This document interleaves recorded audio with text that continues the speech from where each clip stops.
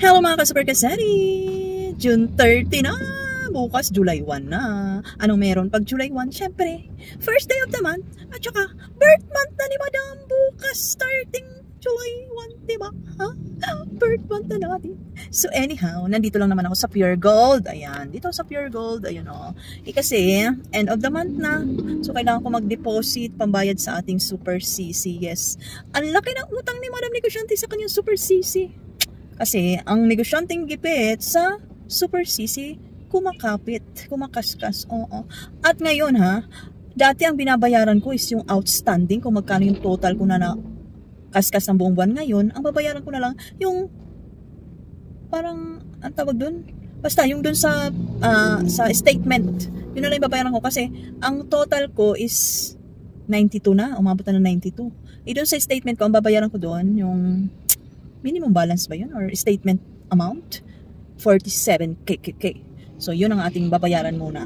So, wala namang penalty yun kasi yun ang parang statement amount, ganun.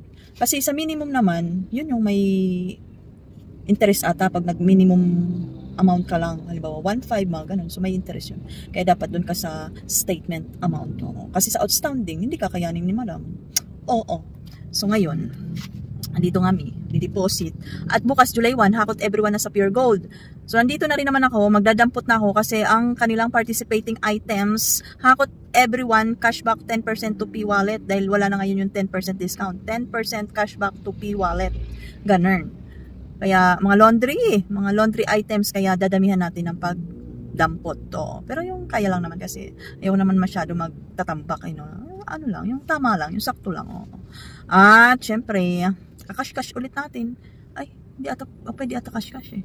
Ang dami nilang bago ngayon sa hakot everyone. Bawal na COD, bawal na ng ang dami nilang bawal. Kaya, kailangan din natin mag-adjust. So, mag-deposit muna ako, tapos pasok ako sa Pure Gold. Okay?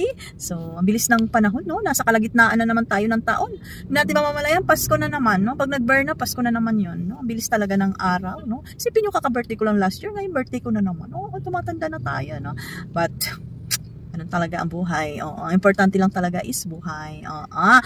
Mamaya na lang ulit. Magpasok muna ako dun. Bye. Guys, I'm back. Maabot. Tagulan is real.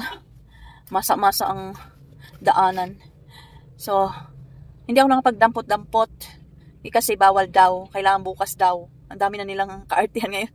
Ang daming nagbago. Noon, pwede ka mag-pick up ngayon para bukas. Pwede mong i-punch na lang o ipa-deliver. Ngayon, bawal na mag-pick up ng hindi mismong July 1. Bawal na magpa-COD. Bawal na lahat. Bawal ngayon sa Pure Gold. Nakakaloka. So, uwi na lang ako. At least, ang ano ko naman talaga dito is yung mag-deposit sa video. So, nakapag-deposit na ako. So, kailangan ko na mabayaran ng aking credit card. At binigay ko na rin yung papa-COD ko para bukas sa Pure Gold. So, di-deliver na lang nila yun. Okay? So, yun lang. Bye.